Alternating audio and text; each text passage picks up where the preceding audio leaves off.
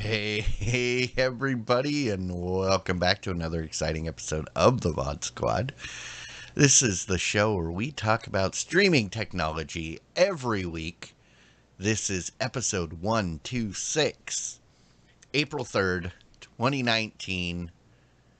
I'm Clyde, and today I am joined by Matthew Ross. Hello. And Jimmy Trammell.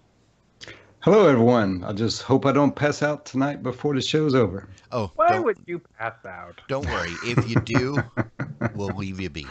Yeah, okay. Sorry. We'll have this wonderful picture of your background, and you either laying face down or maybe on the floor, one or the other, and it'll be beautiful. You'll add atmosphere. That's what we need. More atmosphere. Yeah, if you see me in the chat room where it's just a bunch of row of K's, you'll know why. All I have to do is this. Problem solved. Oh, yeah, that was. Or there's always this. Ooh, look at that. Where did he go? Oh, he's just showing off now. Look at him. Yeah. Yeah. That's all right. So he's allowed to show off a little bit because he's got all the cool toys. That he does. Where does he get those wonderful toys? On the internet. That is the question, the answer that we've been waiting for all these years. On the internet. You think that's where Batman got all his cool toys? Oh yeah, he was like he's really into his modems. Dude, I'm pretty sure the Wayne Foundation created the internet. Or Wayne Corporation or whatever the company's called. Yeah. Well, there could be a foundation and a corporation, and yeah. Oh yeah.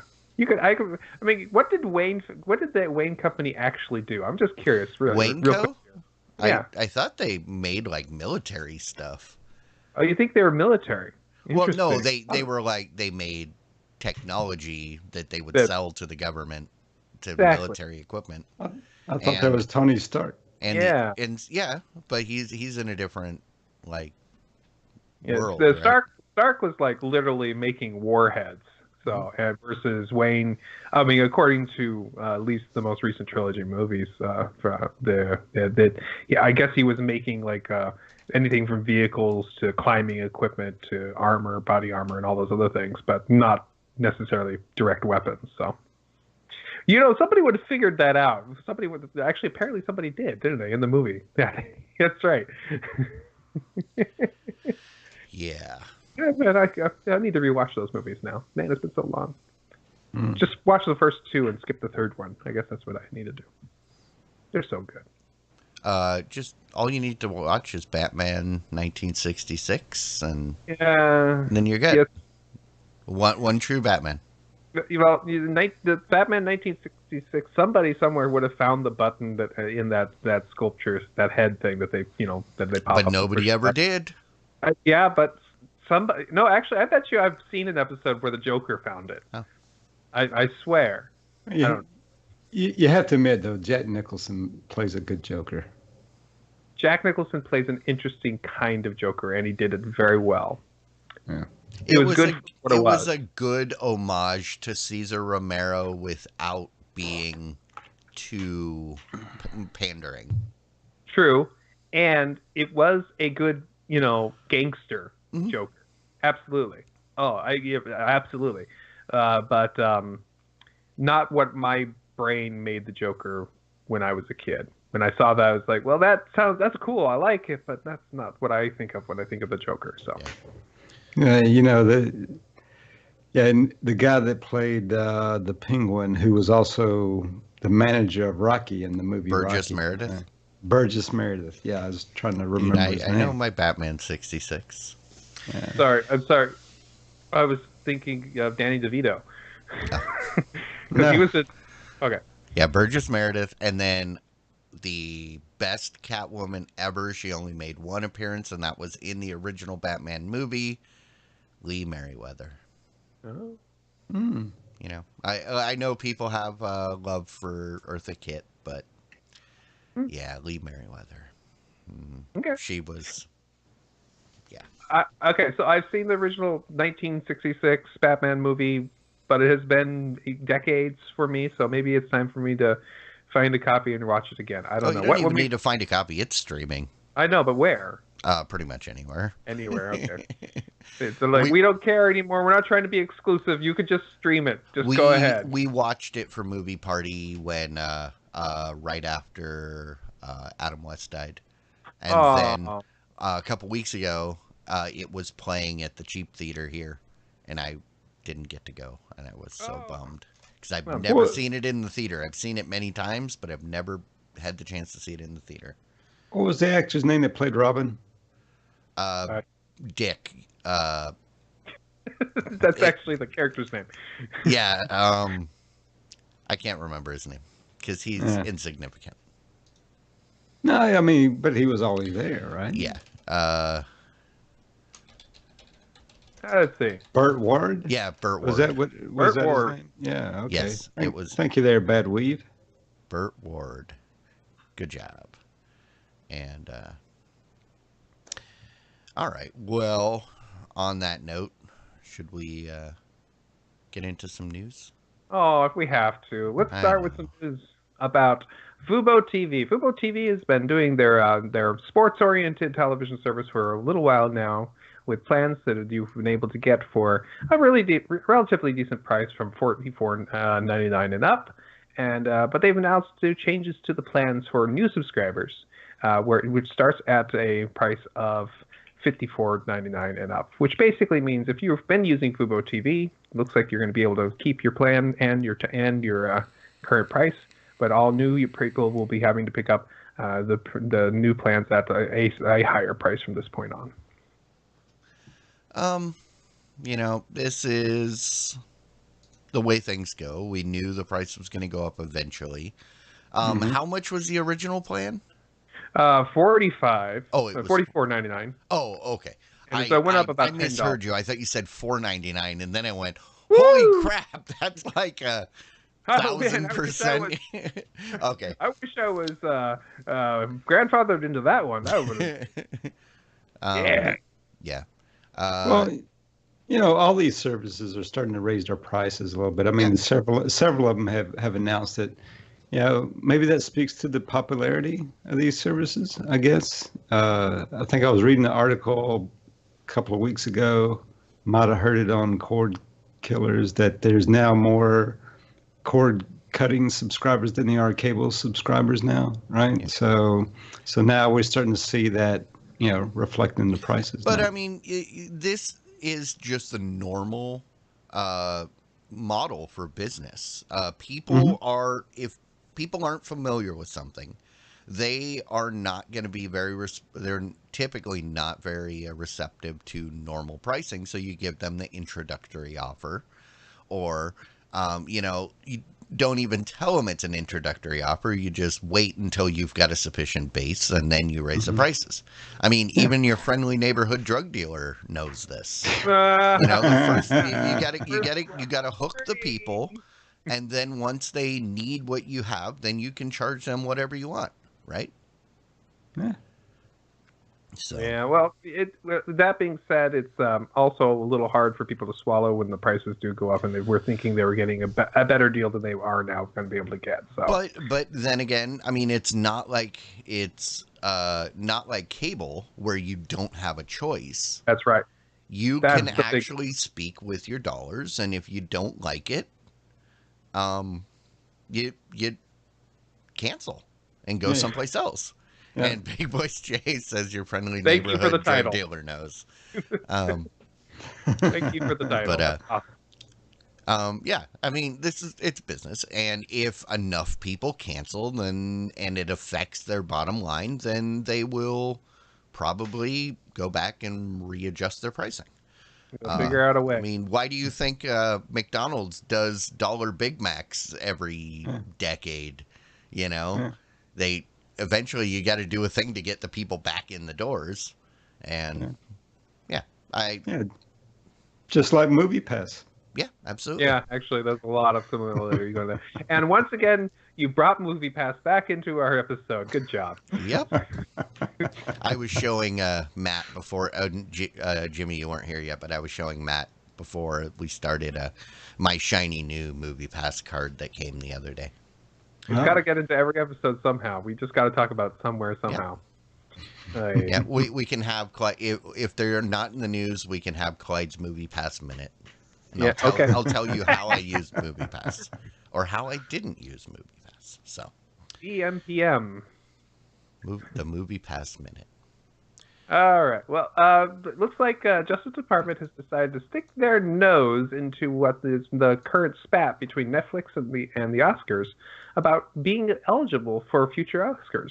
It looks like they've sent a letter to the Academy of Motion Picture Arts and Sciences, saying that it might not be a good idea for them to, just because they don't want to allow Netflix to enter into the Oscars, to not allow them. The letter is basically them voicing the opinion that there might actually be legal reasons where they must be allowed to be part of next year's Oscars and to go on from this point on.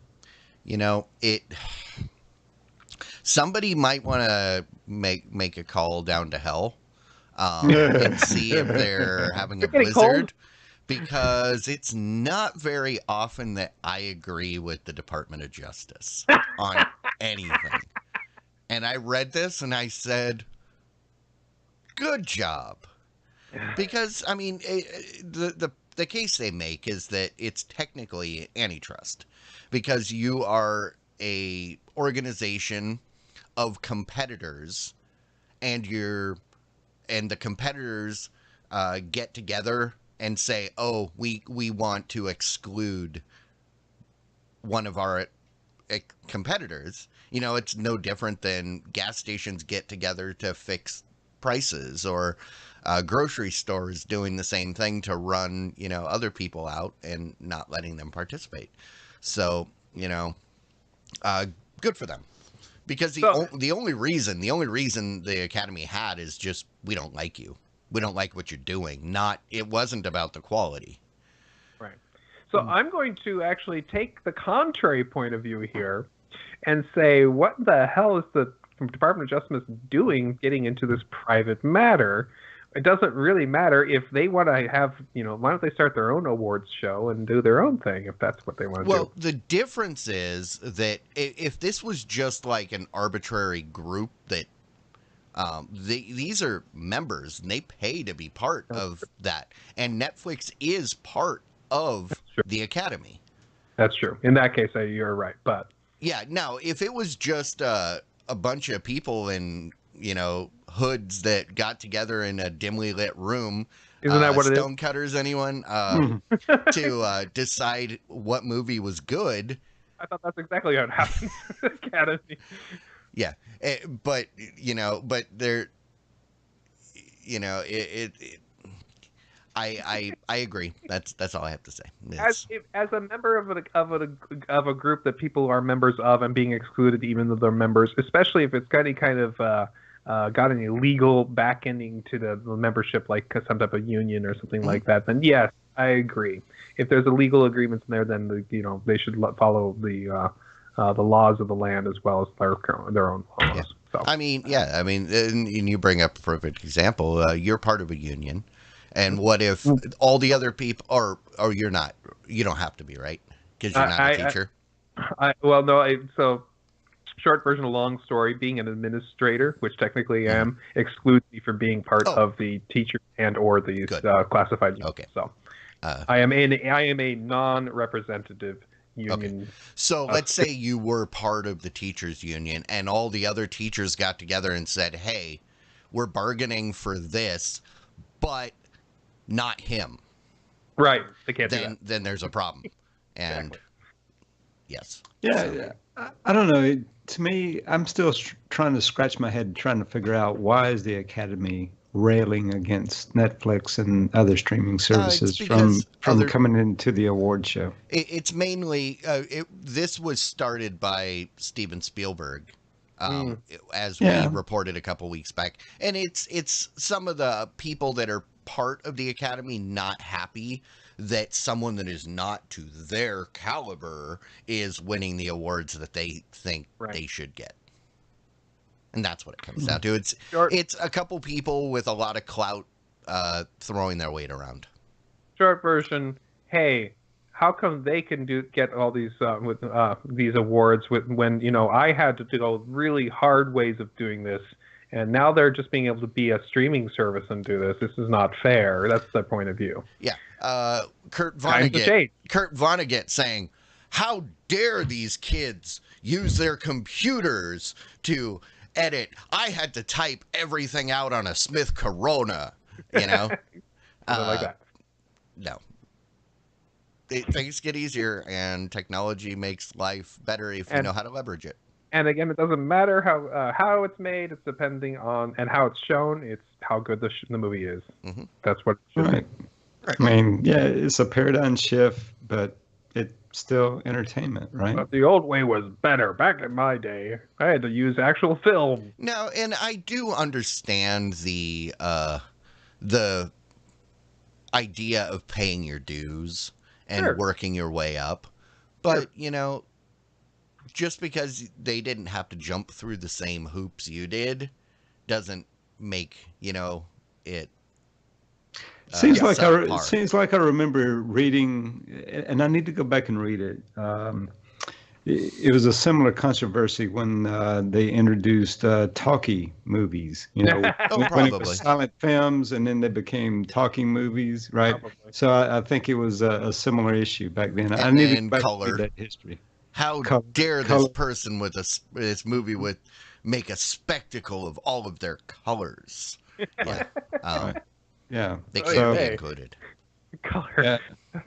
I think one of the first ones was Gone with the Wind, right? That won the award. Maybe. Oh.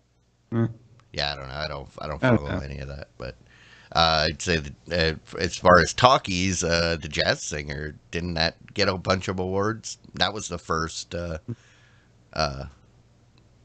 movie with sound. Well, yeah, that's the official first. Was it the first or one of the first? No, it was the one that everybody was like, "Holy crap, they can actually do it," which they referenced a lot in Singing in the Rain. That's the only reason I know that.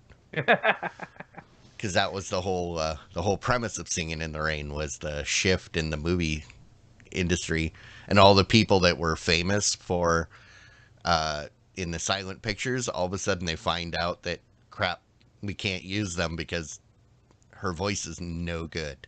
Her voice is terrible. But she's the big star. So yeah, if you haven't seen Singing in the Rain, go see it. But what about YouTube? What's YouTube up to? Kind of a big time for YouTube TV because it's now official that they have a service available in every one of the 210 television markets. Now, they don't have every single channel of the local channels available in every one of those markets, but they are working on getting every single one. And they have been able to now open up their service in every single one of those markets. So which means that there's no place in the United States you cannot get YouTube TV now, which is kind of cool. This is a true national available everywhere service. And I actually don't know if any of the other ones are truly open to every single market or not. I bet you there is maybe DirecTV Now or PlayStation View might be the other ones that could be everywhere. But this is when they say open market. I don't. When they're talking about that, they are available to people everywhere, and they have at least one local channel, right? Right. Well, in order to do the locals, they need to have agreements basically with almost everybody, even if they don't. No, I'm saying in every market they have at least one agreements with at least one local, and I think PlayStation View still can't say that because while they are everywhere, it seems like they're everywhere. I do think that they're in this regard. To local programming, I don't think they have something in everywhere. But yeah, I'd be interested to find out. But cool. Yeah. YouTube Yeah. TV is everywhere. Yeah, and this well, I can't wait till we get more of these everywhere. I mean, we practically do. I really want to see this competition really take off, and it really kind of has. DirecTV's got they recently rose their prices a little bit, and then the Hulu is the most popular one of all these, and the Sling doesn't have any locals, so they are everywhere. That's how they do their thing. So we are having so many options available to us now. This is good, and no wonder the cable's going down. Everybody's seeing other options available to them. Oh no, that's just a fad. They'll come back. They'll come back. Don't worry. Okay. Yeah. It was the housing market. That's what caused it. Yeah, yeah. Well, the housing market. Wasn't it like 2013? Oh, we don't care about that. Oh, It takes a while, right, for that cycle. okay.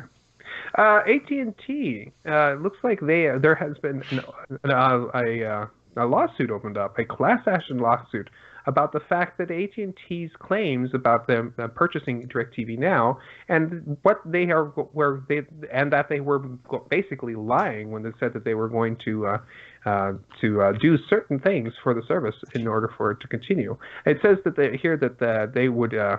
they would go ahead and increase the number of their growth, and they keep the prices the same, and it looks like they have not kept up with those promises. So this lawsuit is by offices of Howard G. Smith. I don't know who those people are. So Yeah. So investors aren't happy, and that's what it comes down to. Okay. So I mean, because they're claiming that that DirecTV Now misled the investors. Okay. Or AT&T misled the investors over DirecTV Now. But and the point that they were making was that they knowingly misled them by saying that DirecTV Now's growth would continue, but it didn't. How? Okay. While I don't think it dropped off significantly, but I think it plateaued. And right. when you're investing in something, you want a continual increase, and now it's just stagnant. This part of this kind of law and this kind of it was a bet on AT&T and how well it would do. They couldn't know the future. Well, but AT&T did use tactics like to get their numbers up. Like the whole reason I'm a subscriber to AT&T or to DirecTV Now is because I get it for $5. Right. And those aren't real numbers, right? No. And while that went away, I'm grandfathered in. As long as I don't change my account, then I get that number. But if that price goes away for me, I'm not sticking around. I don't even use it. My parents use it sometimes, so I pay for it for them. And if I have to pay the $35, $40, whatever it is now, I'm gonna just call them and say, hey, sorry, no more DirecTV Now. And that's it. And they knew that. And they knew that because they were padding the numbers. And so, I mean, I think this lawsuit has merit in the fact that they knowingly misled the investors. What they told them wasn't necessarily the truth. Are the numbers bad? Probably not. Is anybody losing money? Probably not. But they're just not happy. But they have a point. Yeah, I guess that you're right. They do have a point. It just my brain does not understand investor lawsuits like this. My brain is like it's an investment. All investments are risks, and maybe they lied, but maybe they lied because wasn't a lie. Maybe it was what they thought would happen and it didn't happen. Part of me just doesn't But understand. I mean, But I'm sure. this falls under the financial law, Right. where Exactly. when you're selling Get it. somebody something, you have to be You have to do what. truthful. Yeah. Okay. You know, if this had happened and DirecTV didn't, or AT&T didn't, had no way of anticipating it, it probably wouldn't be an issue. But what they're purporting, and it'll be up to a judge to decide whether or not AT&T knew about it and just lied, or they had no way of you know, knowing, and then everything's fine. It's So, obviously I am frozen and I look drunk. and I'm leaving it. Excellent. Oh, I'm back. Yeah, that refresh button is nice. So, I mean, this really comes down to, is AT&T the Bluth family? Did they bilk a bunch of people out of money for a housing development that would never actually get built? Or was it just, are they the victims of, you know, other factors? So, Right. we'll see. I'm see. sure this isn't the last story we'll hear about this. Yeah. But DirecTV Now, on the other hand, is fixing a huge mistake they made last month. So yeah, they canceled they lost their access to the various Viacom channels last month. I forget why. Were they arguing with them on the price? It was so part of AT&T's reorganization of DirecTV Now. They basically told Viacom to take a hike because they didn't want to pay what Viacom wanted. And I'm guessing their customers said, "Hey, wait a second." Yes, and that is my understanding. So as April 5th. April 5th, It'll be a couple days. If you are a fan of MTV and you are a DirecTV subscriber, you are in luck. I don't think I would have missed any of these channels. Oh, come on. It's got, you know, the Viacom channels does have your Velocity channel. AMC? Yeah, but I already sign in. Yeah, I get that other ways, but yes. Okay. I also get that on, I think I get that on YouTube TV. I don't know. Nope. No, I don't. Yeah. And that was the thing that would really piss off subscribers, is that up until recently, DirecTV Now was one of the few places you could actually get the Viacom channels. Or Philo.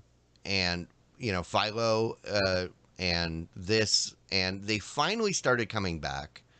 But T-Mobile's teaming up with them, aren't they? Yeah, it seems like Viacom has decided, hey, we'll partner with anybody now. Since, you know, they also bought Pluto. I feel like since for a little while they were kind of hiding themselves into their little corner, saying we don't know if we want to be with everybody. And then somebody somewhere said this doesn't make sense. We should be everywhere. And so T-Mobile has decided that they are going to partner with the services from Viacom in order to provide their channels directly to their customers as well. This is T-Mobile's talk about they're going to go ahead and change the streaming television and, you know, make a huge splash in that. And they say that it would come out in 2018. They didn't get to 2018. Hopefully we'll hear more about it coming soon. But this is our first real content providers we've heard that will be available for this. This is a perfect illustration of, if you want people to watch your stuff, people need to be able to watch your stuff. When you say no, nobody can have our stuff, and then you just sit there and go, why isn't anybody watching our stuff? It doesn't work that way. It doesn't work that way. No. It's like, you know, putting up a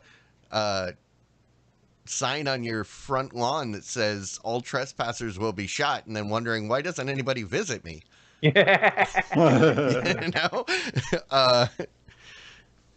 So, because I thought maybe just walking up to your door and knocking is trespassing. I mean, technically, if you're not invited, it is technically trespassing. So, yeah.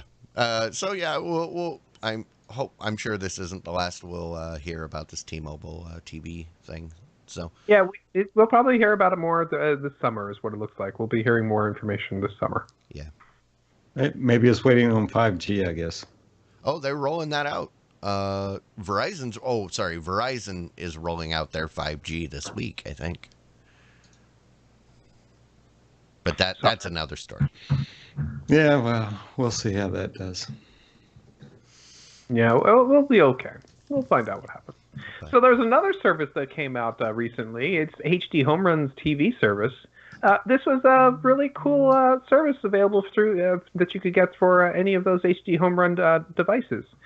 It just was announced like a couple months ago, and it sounds like what happened is that they were getting this really excellent deal from from one of the providers that allows them to get it. It was like a satellite service that would allow they got permission to rebroadcast that data to their customers, and then they apparently found out that that agreement was invalid, and that no, actually they're not allowed to do that. So yeah, they have this went ahead and let people know that when the certain date, what was the date? When the when the date comes up, we're gonna go ahead and be canceling your service because we didn't have permission to give this to you. So basically, somebody was renting you somebody else's car. That's essentially what they were doing. And I mean, it's no fault of HD Home Run. No. Hopefully this doesn't hurt their brand because, I mean, they have a loyal following. They make good products. They do, from what I hear, I haven't dealt with them, but I know they try to, or they like their community, and they try to keep their users happy. This had to be a painful meeting. Right. Do you think the guy that brokered the deal is going to get fired? I bet you the guy who brokered the deal is, I bet you he was just as duped as everybody else, and I'm sure he's fine. Okay. I'm sure he's just, I'm sure he's talking to the guy at the other end of the phone and going, He's not going to get the sued by hell?" investors for misleading the company. Well, he didn't. He was doing exactly what he said he was able to do. So no, I don't think so. But I bet you he is pissed off at that. I mean, I'm sure the feelings between these two companies is probably pretty raw right now. So I don't know. And I've used HD Home Run stuff. I had the cable card adapter for when we had cable, and the interface was great, and it was really easy to use, and you could pay a small monthly fee, and they would allow you to DVR off of that. I wasn't certain if I wanted to do that. I had other ways of doing that at the time. So, but yeah, it's a really slick product. So I like it. So I was sad to see. I mean, I was happy to see it come up with their own service, and I'm kind of sad to see it go. But yeah, hopefully they'll figure something out. I do find it interesting, though, that they're coming in at about that $35 a month price point. That seems to be like the old price point of all the other providers that are going up in price now. Mm-hmm. But the difference here is that you also have to own their equipment. Yeah. Yep. This only works on their box. Correct. So it's not like they were offering this everywhere. But I do think it's smart of them to offer the old price point of the other guys that raised the price, right? Absolutely. Yeah. You gotta hook them somehow. Mm-hmm. Hey, it's like they know how things work, kind of like your drug dealer on the corner. Hey, who said he's on a corner? That's a good point. Be hanging out in the Barnes and Noble, for all you know. I mean, nobody else is hanging out at the Barnes and Noble. Hey, I like going to Barnes and Noble every once in a while. But do you hang out there? Maybe for a little while and look at lots of books and maybe buy some on the way Till out the that door. creepy guy is eyeing you and you're like, okay, it's time to go, kids. Let's go. Apparently my Barnes and Noble doesn't have the creepy guy. It does have the people sitting in the little cafe forever and drinking coffee. So maybe that's the guy. I don't know. Maybe. Hey, Android TV has they came out with a report showing about how they have been basically increasing the number of operating partners they've had year over year, basically doubling almost every year. They've been working on making huge insights into working with third parties in order to use Android TV as the platform for various set-top boxes and different operators to support it. And it's basically been a huge upward gain for them. They've been very happy with the open source platform, and they wanted to let you know that, hey, you thought Android TV was dead. No, far from.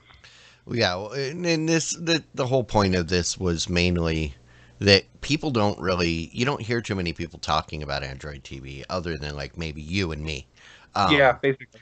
And it was like, no, we're here. We're just not like flaunting, hey, look, we got 5 new apps. They've added over 130 partners since 2016. So, I mean, that's good growth.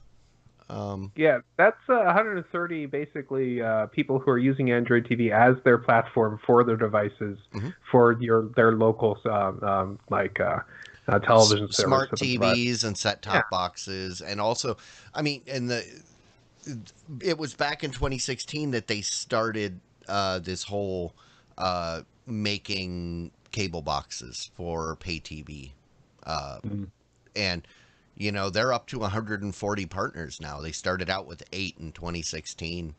And I mean, their growth has been exponential in that market, and that's great because it's a market that is struggling, and nobody else seemed to care. The truth is the middleware has been, and that's what this is called when you you pick up a piece of software that is the underlying piece of what you want to show your customers in a piece of hardware that you're going to be delivering to their house. Middleware like this is big business, and there's lots of companies that have been out there trying to do this for years, and it sounds like that Android TV has got a pretty decent foothold into that market. Well, now. I mean, look at Scientific Atlanta. Right. They weren't some big company that you ever heard anything about, but you know what? They were in pretty much everybody's house for damn near 30 years. Yep. I mean, Motorola as well, with their modems and cable boxes and stuff. That, yeah, it's not glamorous, but it's getting used. They're reaching people, and I think if you're using a device and it works good enough that you don't even bother to think about it, that's like a testament to the thing that you made. People don't even question it. They don't have to ask any questions. It just works. That's a good sign. It's a good sign. All right. So if you... Oh, go ahead. No, I was just going to say, the only thing is I just don't own any of those brands of TVs. It's okay. You're not the market. Well, yes, you do. Oh, wait. Do I? Oh, I thought LG was on there. No. Sony's on Yeah, there. You didn't that's... get the Sony. That's right. Yeah, I did look at the Sony, but no, the LG's not on there. I was like, all right. Screw Sony and Toshiba. I'm getting the Element. Yes, I've seen Element TVs. They are they are TVs. All right. Well, Epix Now is that brand new streaming service that Epix is now allowing. For the longest time, you could not get Epix in a streaming package. You had to get it through a cable company. But now Epix Now is available now on various systems. Last week or two, I can't remember, we announced that our initial rollout to the platforms like Android and to Apple TV. And now they've expanded their reach to additional platforms, including Roku and Amazon Fire TV, which basically now makes it available for pretty much everybody. And I liked Epix. It was always a fun channel to get back when we were cable subscribers. So I'm confused because back before Christmas, I was streaming something on Epix. And I was doing it via a Roku app because I was not watching it in something else. So I'm confused by this because I'm pretty sure it already existed. It probably was an Epic's like Go style, like an HBO Go style, where you had to sign in with an account.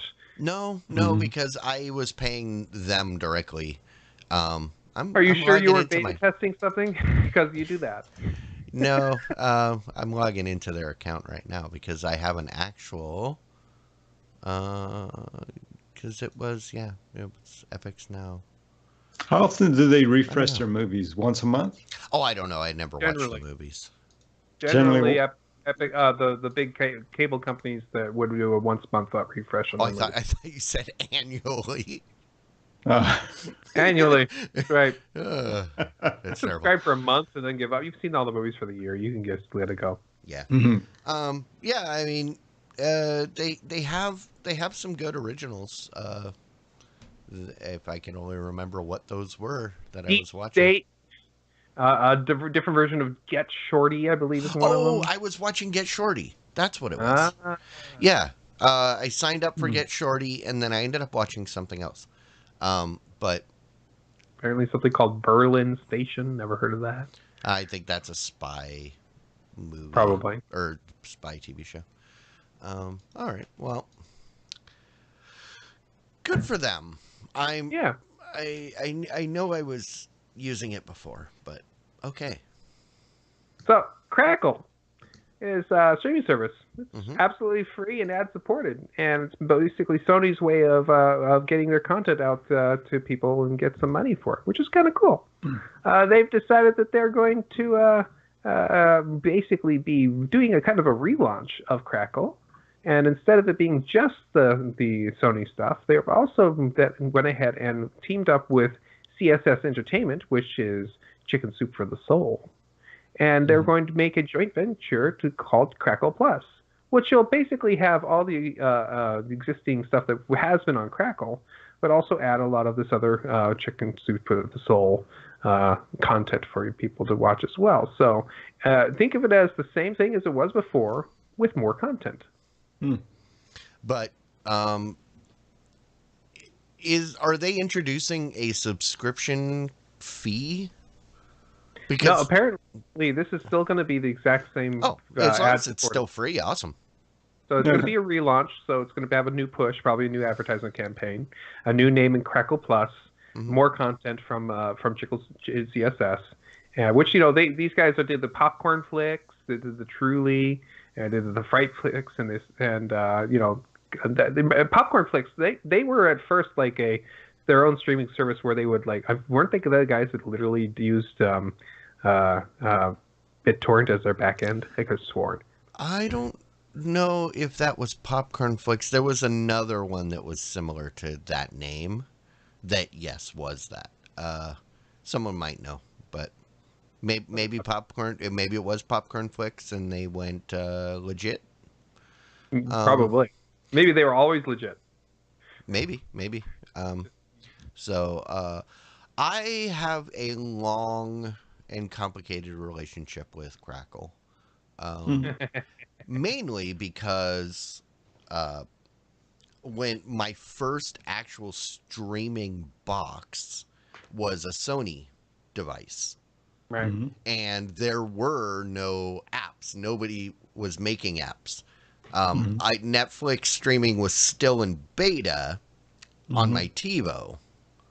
So they wasn't even on phones or anything. So I bought this streaming box because I was like, hey, I wanted to play stuff from my NAS on my TV. And then it had an app called Crackle. I was like, well, let's see what this is. And oh, hey, there's like Godzilla movies and, TV shows. And there was stuff. I mean, there was commercials. I watched a bunch of movies. And, I went back to it regularly up until about a year ago when Comedians in Cars Getting Coffee moved to Netflix. Because that was I love that show because it's two of my favorite things: cool cars and comedians. Yeah. I Very cool. just end up skipping the episodes with people that I can't stand. That's fair. Yeah. Mhm. But I like that show too. It's a good show. yeah, it was. Or it still is. Yeah, it still is. I believe it or not, I have never seen comedians in cars getting coffee. I need to watch it. They did some really cool promos too, where like between seasons, like Jerry Seinfeld walks into the Crackle office, and they, because I believe Jerry Seinfeld is like one of the main like one of the main financiers of Crackle Oh, up until a point, but I don't know if that's the case, but I believe that was, he had a sizable investment that helped it get going, but I don't know. Yeah, So- I think it was you that recommended the Mel Brooks episode, oh yeah, right? yeah, the Mel Brooks one is That, awesome. that was a great Okay. episode. Yeah, That it was. and the one with Norm Macdonald. The one with Norm Macdonald. Oh, I don't makes think I me- saw that one yet. Oh. Yeah. That one kills me. That one kills me. And DJ Smooth. DJ Smooth was really good too. But yeah, I didn't really care for the Obama one. But that's okay. that's all right. Or Anderson Cooper. All right. Last story today is looks like TiVo is going to be implementing a new feature on their TiVo boxes, something that it's finally come to its time. Something that everybody should have been had. It's been something they've probably been working on for ages and then ages and ages. Their Smoothie Maker? Your TiVo will now be able to skip commercials without you pressing a button. Hooray! Can we skip this for the? Can we just push a button and skip the rest of this story? All right. Okay. I can push this button. Yeah. Welcome to your Movie Draft Minute, presented by DiamondClub.tv for the week of April 1st, 2019. I'm your host, Big Voice Jay. Feeling pretty proud of myself. The puzzle I bought said 3 to 5 years, but I finished it in 10 months. Suck it, puzzle! Let's go to the scoreboard! Team Search for Misery, The Mod Squad, and Drunk Kids Gaming are all tied for last place. Still waiting for the first film. Team Game Night is in 3rd place thanks to Dumbo, bringing them $53.6 million. Team Movie Party's in 2nd place with $134.2 million. And in 1st place with $362.2 million, it's Team Have a Drink. That's your Stream Team Movie Draft Minute, all told as a record as of April 3rd, 2019. So, yeah, I'll take 2nd place. I'll stay here for a while. Oh yeah, yes you will. I mean, I was really down on that Curse of La Llorona until I realized it's actually part of the Conjuring series. Oh. So I was like, oh, this actually might do much better. I mean, the name didn't seem anything, but then I saw a commercial for it, and it said The Conjuring, The Curse of La Llorona. And I went, They added. oh. Did they add that as a title? Well, I don't know if it's like on the poster, but yeah, it was. I saw something in the trailer, and I don't know if it's something like, let's say, Cloverfield. Like 10 Cloverfield Lane, where they just took a completely unrelated movie and tried to make it Tack a name on it. make it part of that universe, or if it was intended. But I know The Conjuring has a pretty decent following, so I mean, for my $4, I'll get it. I'll get a okay return. But Yeah. I think it might be better than I originally expected. Can't be worse. It can't be worse than Hotel Mumbai. Poor Hotel Mumbai. Definitely better return than Long Shot. Yeah. Well, we don't know yet. Well, It could. for the dollar spent, I meant. No. Long Shot's going to make $1 billion. That would be the absolute long shot. Right now, it's like 100-1 odds, right?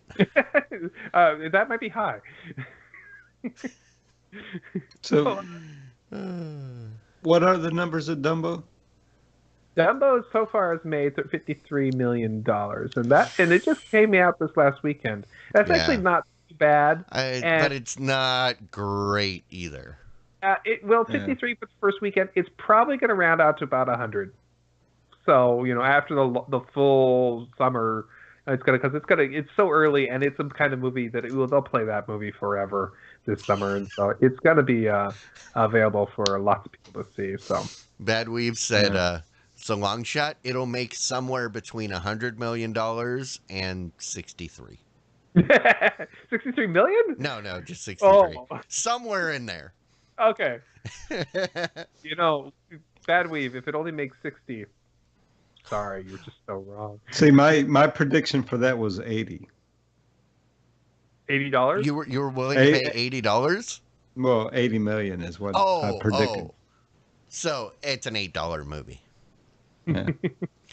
Yeah. Right. Well, what's interesting is that also what happened this week of interest to the movie party, to our streaming movie draft, is that pre-orders have opened up for Avengers Endgame. Mm-hmm. And all the news reports are that all the servers for doing the pre-orders basically crashed under the load. Of course they did. What did they expect? It's like Google I.O., yeah, but for a wider audience. So the fact that you got that movie And for others. and others, but you got that one for $53. Mm-hmm. Oh man.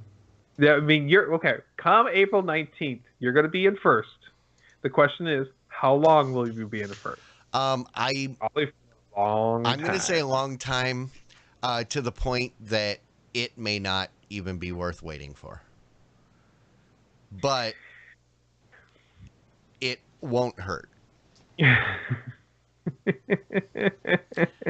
mean, because the Kurtzlau Llorona is going to bump me up, but, at least tie me with Have a Drink.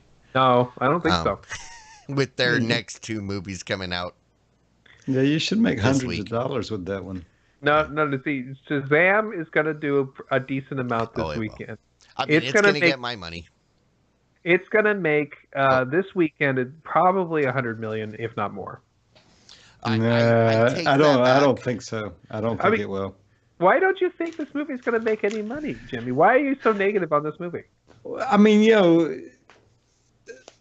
the story of Shazam. Yeah, I like the story of Shazam. It's just that when I look at the trailers of this movie, it just doesn't look like it doesn't look like anything above 100 million to me. I want to make sure you're not confusing this with the Shaq movie Kazam, right? How much money? It'll be interesting to contrast this. This is not the Sinbad movie Shazam that everybody remembers that doesn't actually exist. It does. But I will take that back.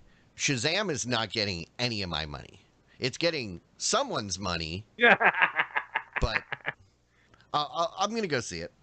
Hopefully it's better than Aquaman. If it's better than Aquaman, I'll be happy. So I just looked it up. Kazam made $18.9 million. Mm-hmm. If it beats that. And that was in the 90s. No! So what is that by today's standards? Oh, they actually have that somewhere in here. I can look that up. Yeah. So, I mean, that's what, like a $60 million movie?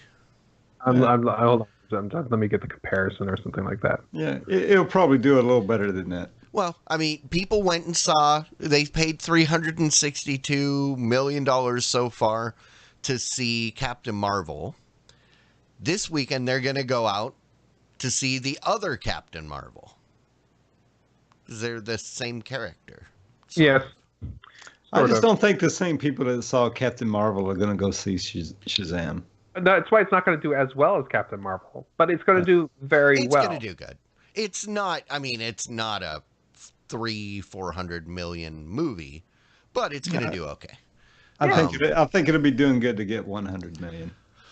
Well, I think that's going to happen the first weekend. I think you'll be surprised. I think it'll dive off quickly after that, but I think its first weekend is going to hit pop real good. But that's basically it. One thing to note, and after this weekend, because both movies this weekend belong to Have a Drink. Mm-hmm. So they've got Captain Marvel, the other Captain Marvel, and Pet Sematary. And then Hotel Mumbai didn't help them at all. So Shazam, even if Shazam only makes like 150 to 200 million, that's good because they already have 358.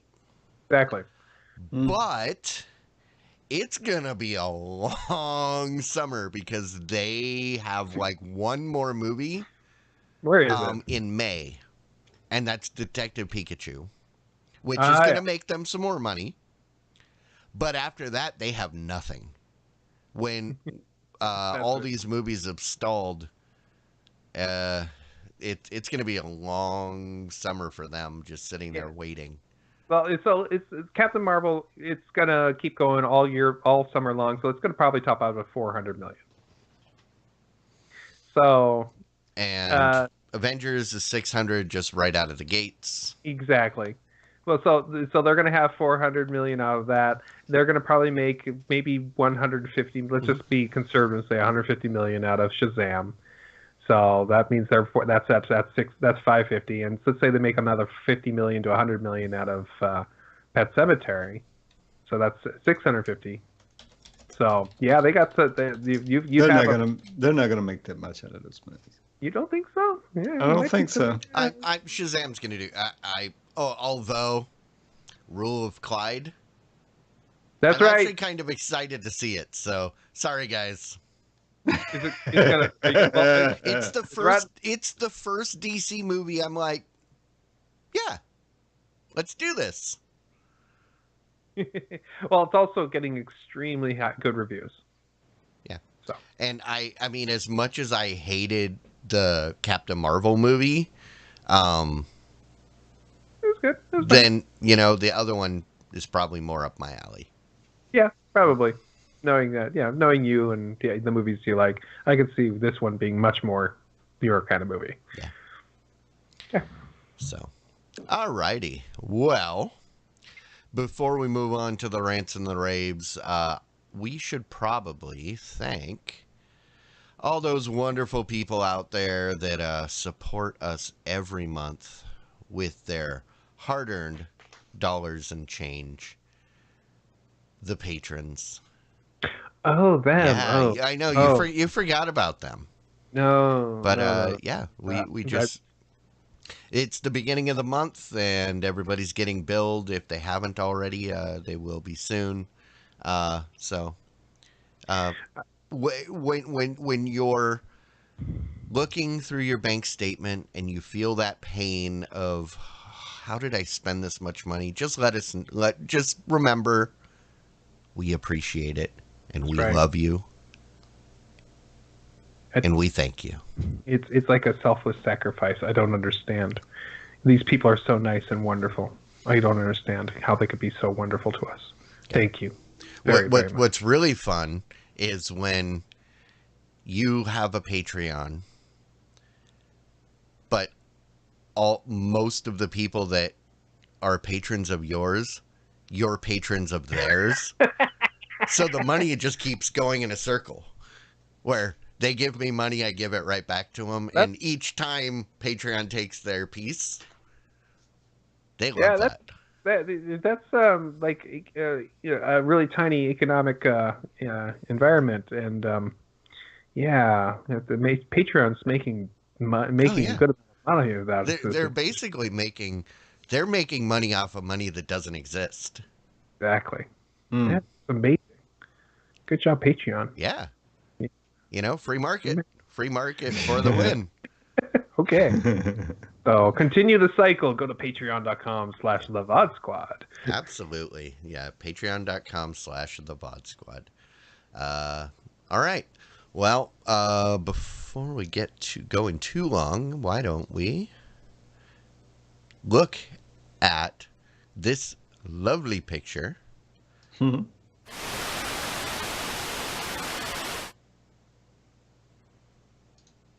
That now works. It worked. Yeah. Hey, and that is my rave. Success. My rave is I got that to work. Make up for the last couple of weeks that it didn't work. Well, it didn't work there for a minute. I had to hit refresh on it. But I got to figure out what's going on with that. But oh well. Uh, what do you guys got? Rants, raves, complaints? You I'll just go want to first. cry I'll go about first. something? So, Clyde, I took your advice and I watched that show or the movie, The Dirt, I'm sorry. on Netflix. I'm sorry. No, I really liked it. That was pretty good. I mean, okay, when you watch that movie, it's not going to be it's not going to make your top 10 list. You know, No, no doubt about that. it But was it's fun. it was very entertaining, and it kind of took me back to those days of the '80s. You know, when you had those rock and roll bands back then and all. Um, but yeah, if like that time, and the what's the guy? The one that you like that's in Breaking Bad and Suits. Oh, And, David Costabile. yeah, he's in it. He doesn't have a big role, but yeah, I tend to like him in pretty much anything that he's in, right? So, but yeah, this is good, and it also. There's a little bit if you hang around and watch the credits or toward the end, that you'll see the actual guys. Oh yeah, they do kind the of side by chiming in. side stuff. Yeah. So that was kind of fun to watch that too, right? So that's Yeah, it was one of those things. I went into it expecting to be irritated, and I was pleasantly surprised. Yeah, it was pretty good. I mean, I did like some of the breaking the fourth wall stuff, where they talk directly to the watcher. Like, yeah, he wasn't at this party, but he was. Yeah, I actually did that. Or yes, this actually happened. And one other show I was watching on Amazon Prime, right? They have this new original called Hannah, right? I think they made a movie called Hannah. That was the same story, right? Okay. Before you get too deep into it, I have a question. Mm-hmm. Because I've never seen the movie. I didn't realize there was a movie called Hannah. Maybe I'm now remembering one beat, but I wasn't thinking about it when I first saw this trailer for the Amazon original Hannah, and the trailer shows you nothing. Mm-hmm. This trailer for this show basically says, "We don't know what's going on. We're trying to figure out. I'm going to figure out what's going on here. Tell me what's going on." And that's like all the whole thing is. It's so annoying. I hated that trailer. Well, is it better than that? It's a low bar. Well, I'm only 2 episodes into it, right? So I just started watching it, and it's interesting. The first episode is a little bit slow, kind of getting you, just kind of gradually getting you into the story. The second episode, it gets a little better. I'm hoping that it gets even better, by the third and fourth episodes. But although if somebody said, "Hey, I lost it after the first episode," I would understand why, right? But if you hang in there and the second episode is better, and then I see the promise of the third episode getting even more better. And I know what you're talking about, Matt, with the trailer, but I will say there is a new trailer that has more. It still makes absolutely no sense, but now I'm under the belief that it's a Jason Bourne kind of thing, but with a girl. Kind of like Stranger Things 11 was a child that was, in a government thing and program and broke out. We've had so many of those shows where the government has a secret group of kids and one of them gets out. There must be like one in every county, right? What was the Eve Six? You remember the band Eve Six from the 90s? Nope. They were a popular band in the late 90s. They got their name from an X-Files character, Eve 6. She was Eve number 6. Because the government had all these special kids, copies of the same Eve. Number 6 got out and is still on the loose. She was in at least 2 episodes. But one thing in this show here, this series, if you watched I don't know. I guess it's been about 5, 6 years ago. There was a show on It was started out on TV. They had 3 seasons, canceled the show, and then Netflix picked it up and did a fourth season. It was called The Killing, right? And in the Killing, it had a couple actors in there. I can't remember their names. There was a redheaded lady, and then another guy who was a little taller. And this guy too's been in another Netflix original. But anyway, both of those actors are in this series, right? So that's one thing. The acting's pretty good, I would say. Those two actors in particular are pretty good in it. Of what I've seen so far. That reminds me. What in the dirt? What did you think of Game of Thrones guy as Nikki Sixx? It was Ramsay Bolton, right? Is that right? Oh, I didn't make that connection. I was didn't looking at him. realize I was that. like, his face is very familiar, and then I looked it up and I went, "Oh, that's that dude from." So Game of is he Thrones. American? Is he American or British? No, he's British. Ah, he fooled me. Yeah. I thought he was American in the dirt. Yeah. No, all I wanted to say to Matt was, I would swallow my pride, I would choke on the rinds, but the lack thereof would leave me empty inside. Swallow my doubt, turn it inside out, find nothing but faith in nothing. Yes. Is that right? Yes, that is Want correct. to put my tender heart in a blender, Watch it spin around. watch it spin around to a beautiful oblivion, rendezvous, and then I'm through with you. There we go. I knew I could do that. You basically have said 90% of the song. Yeah. Is that a Although song? that whole album was actually pretty good. Okay. Some late. I think I was in Italy. We met a girl that worked for a radio station, and she goes, "Wait, you want CDs?" All the American labels would send them cases of CDs, but nobody there wanted to listen to American music, so they just sat in a box. So we came back to the ship with giant cases of CDs, and that's where I ended up with the Neeb Six album. That would have been 98. Yeah, I think so. 98 or 2000, but rock on. With that, I guess we could probably wrap this thing up. Well, real quick, you want me to tell you what I've been doing? Oh, I'm sorry. I'm sorry. No, we don't. Go ahead. No, I was spending a lot of time with family this last week, and so I was coming around trying to find interesting things to keep my son entertained. And I came, he's been watching Nickelodeon and watching Nickelodeon and watching Nickelodeon. I'm like, oh my goodness, some of these Nickelodeon shows are driving me crazy. And somehow I came across of like, oh yeah, Nickelodeon used to have The Last Airbender on it, Avatar: The Last Airbender. So I went to see where I could stream it. You can't stream it. You have to buy it. So I actually ended up going to the store and buying the DVDs, ripping them, and putting on my Plex server.